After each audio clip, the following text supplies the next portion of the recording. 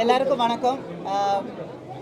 நிஜமாவே இந்த படம் பார்க்கும்போது ரொம்ப ஆச்சரியமாக இருந்தது. அதாவது ட்ரோன், ஹெச்டி, அந்த கம்ப்யூட்டர் கிராஃபிக்ஸ் இதெல்லாம் இருக்கிற டைமில் இந்த அளவுக்கு பிரம்மாண்டமாக ஒரு படம். இப்போ மறுபடியும் ஆர்கேஎஸ் பண்ண போகிறதா கேள்விப்பட்டேன். தயவு செஞ்சு லேட்டஸ்ட் டெக்னாலஜிக்கு போகாமல் ஒரிஜினலாக இப்படியே ராவா எடுங்க, இப்படியே எடுங்க. ஆமாம், அப்படி எடுங்க. எதனாலன்னா இப்போ நீங்கள் வந்து ஒரு 100 பேரை காட்டி கம்ப்யூட்டர் கிராஃபிக்ஸில் 200 காட்டும் போது டேய் இது கிராஃபிக்ஸ்டா அப்படின்னு சொல்கிறாங்க ஆடியன்ஸ். ஆனால் இந்த படத்தில் நீங்கள் பாருங்க, அப்படி கிடையாது. கிராஃபிக்ஸில் வரல, எல்லாருமே நிஜமான மனிதர்கள். அந்த குதிரையாக இருந்தாலும் சரி, ஃபைட்டர்ஸாக இருந்தாலும் சரி, அந்த ஷார்ட்ஸாக இருந்தாலும் சரி, எல்லாமே ட்ரோனெல்லாம் இருக்கிற டைமில் கிரெயின் வச்சு எடுத்திருக்காங்க. அவ்வளவு பிரமாதமாக பண்ணியிருக்கு. இதே என்ன சொல்கிறது, இதே நேச்சுராலிட்டி இப்போ எடுக்க போகிற டைமில் வரணும்னு ஆசைப்படுறோம்.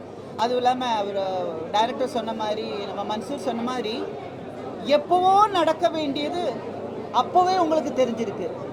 அதுக்கு தகுந்த மாதிரி வசனங்கள் பேசியிருக்கு. அதுவும் இல்லாமல் நான் படம் பார்க்கும்போது நானும் டைரக்டர் ஃபீல் பண்ணதான் ஃபீல் பண்ணேன். எந்த டயலாகுக்கு அப்போ கிளாப்ஸ் கொடுத்தாங்களோ அதே டயலாகுக்கு இப்போவும் கிளாப்ஸ் கொடுக்குறாங்க. நிஜமாக ஆச்சரியமாக இருந்தது. அதுவும் விஜயோட பையன் கூட உட்காந்து படம் பார்க்கும்போது ரொம்ப சந்தோஷமாக இருந்தது. அதை மாதிரி என்ன, அதை விட பிரமாதமாக இன்னொரு கேப்டன் பிரபாகர் வரும் அப்படின்னு நான் எதிர்பார்க்குறேன், நம்புகிறேன்.